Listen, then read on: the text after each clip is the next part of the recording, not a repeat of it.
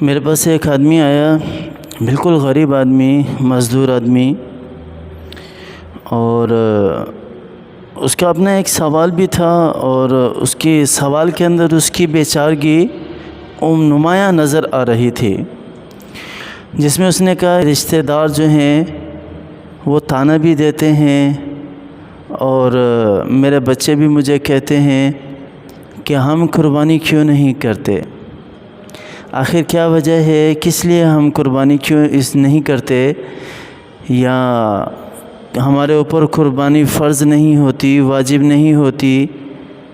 دوسرے بھی تو کرتے ہیں، فلاں آدمی مزدوری کر رہے دیکھو وہ قربانی کرتے ہیں، بکرا لے کر آتے ہیں،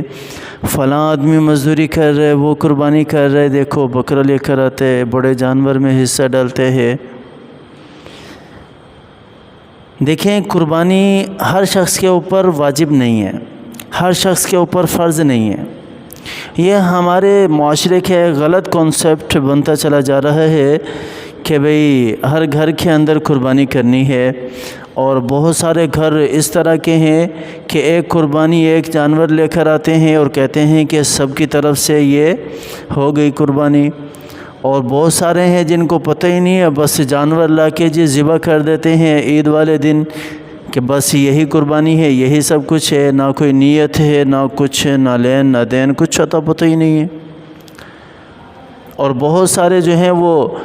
حصہ تو ڈال رہے ہوتے ہیں، لیکن حصہ کسی ایسے جانور میں یا ایسے شریک کے ساتھ ڈال رہے ہوتے ہیں جو قربانی کو ضائع کر دیتے ہیں۔ تو پہلے تو یہ بات سمجھ لو کہ قربانی ہے کس کے اوپر۔ جو میں نے بات ذکر کی نا کہ ایک آدمی نے سوال کیا، تو ایسے آدمی کے اوپر قربانی واجب نہیں ہے بھائی۔ جو صاحب نصاب ہے، زکوٰۃ جس کے اوپر واجب ہوتی ہے، جو زکوٰۃ نکالے لازمی، جس کے اوپر فرض ہو جاتی ہے کہ وہ اپنے مال سے زکوٰۃ نکالے، ایسے شخص کے اوپر قربانی واجب ہے۔ وہ اگر نہیں کرے گا تو گناہ گار ہوگا۔ اس کے علاوہ باقی کسی کے اوپر قربانی واجب نہیں ہوتی جب تک وہ صاحب نصاب نہ ہو جائے، صاحب نصاب نہ ہو جائے۔ ہاں، اگر استطاعت ہے، صاحب نصاب تو نہیں ہے لیکن استطاعت ہے، تو ایسی صورت میں پھر اگر کوئی خوشی سے کرنا چاہتا ہے تو اس میں تو بڑا اجر ہے، بڑا ثواب ہے، لیکن اگر خوشی سے نہیں کرنا چاہتا تو نہ بھی کرے، کوئی گناہ کوئی نہیں ہے اس کے اوپر کہ اس کو ملامت کرنا، فلاں مزدور لے کے آ رہا ہے اس کی اتنی سیلری ہے، فلاں آدمی لے کے آ رہا ہے اتنی سیلری ہے، وہ جو ہے وہ قربانی کر رہے ہیں، ہم کیوں نہیں کرتے، اس طرح مجبور کرنا یہ صحیح نہیں ہے، یہ صحیح نہیں ہے۔ باقی قربانی واجب ہوتی ہے، آدمی بالغ ہو، آدمی عاقل ہو، اور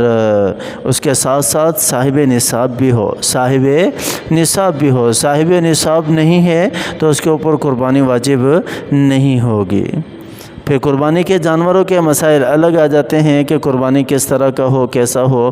وہ ایک الگ چیز ہے۔ اللہ تعالی ہمیں سمجھ عطا فرمائے، اللہ تعالی ہمیں صحیح معنوں میں قربانی کرنے کی توفیق عطا فرمائے۔ آمین ثم آمین، وآخر دعوانا ان الحمد للہ رب العالمین۔